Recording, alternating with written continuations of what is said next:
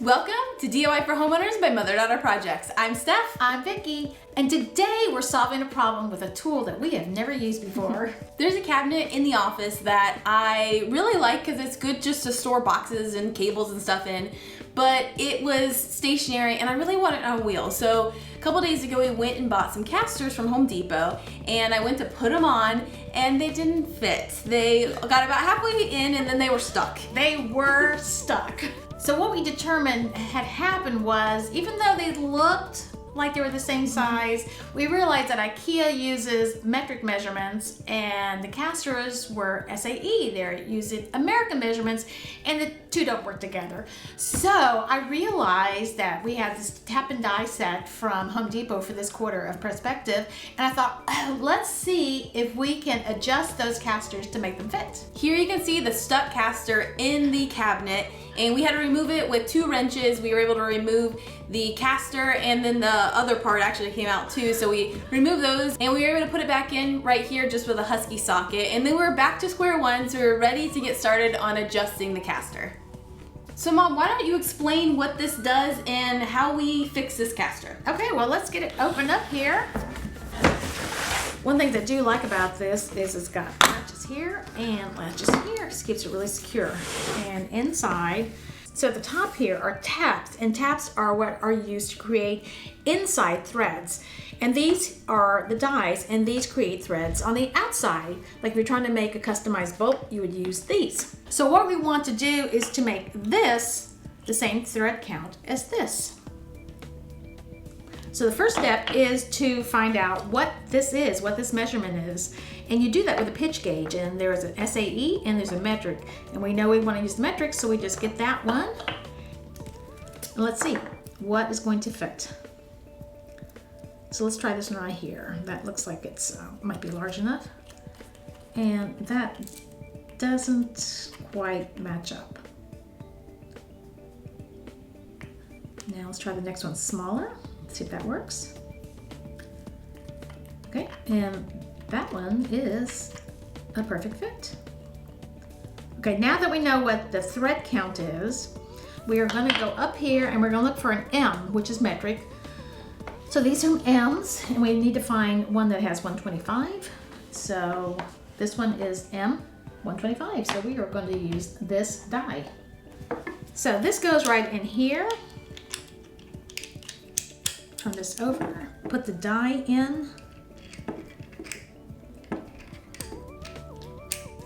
and this little wrench will tighten this up,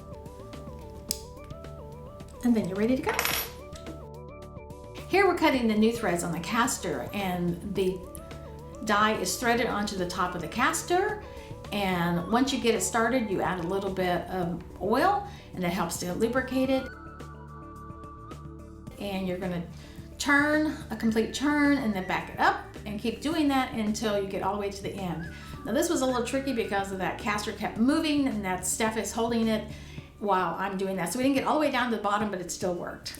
And the reason you back it off after you do a turn is because there are metal shards that are being cut into the caster, and that helps keep those shards from getting into the thread, the rest of the thread as you cut it. Now with that cut, we took it into my office, and as you can see, it fits perfect. It is a little tricky because it's a caster, so we had to use a wrench to make sure that we were able to get it screwed on there, but it worked perfect, and we moved on to cutting all 5 casters. And it probably only took us about 20 minutes to cut all the rest. Really, once we got the process down, it was super simple.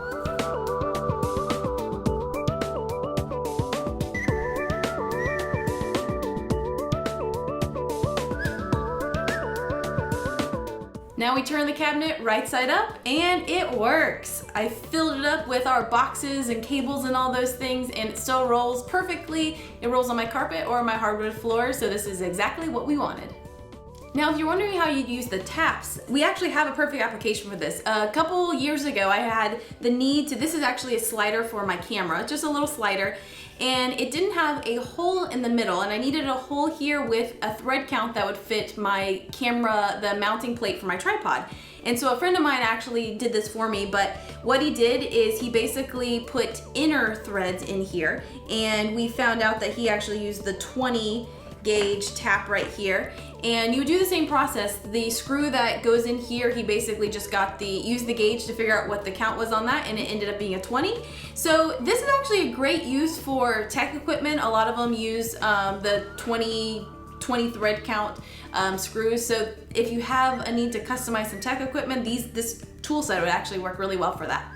Another way you could do that is if you like to make lamps and you like to recycle old lamp parts, this is a great way to make threads on these pipes. These pipes are pretty standard, and you can cannibalize a lamp and redo it the way you want to do it.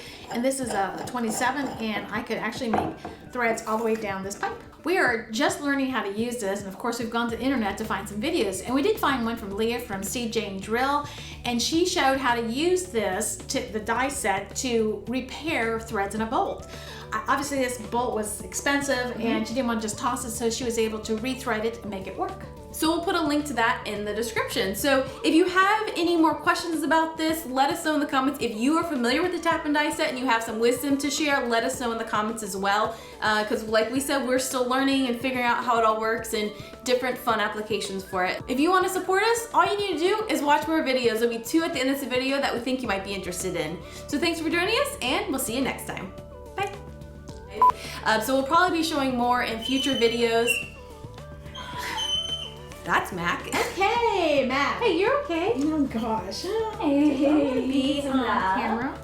You need some love.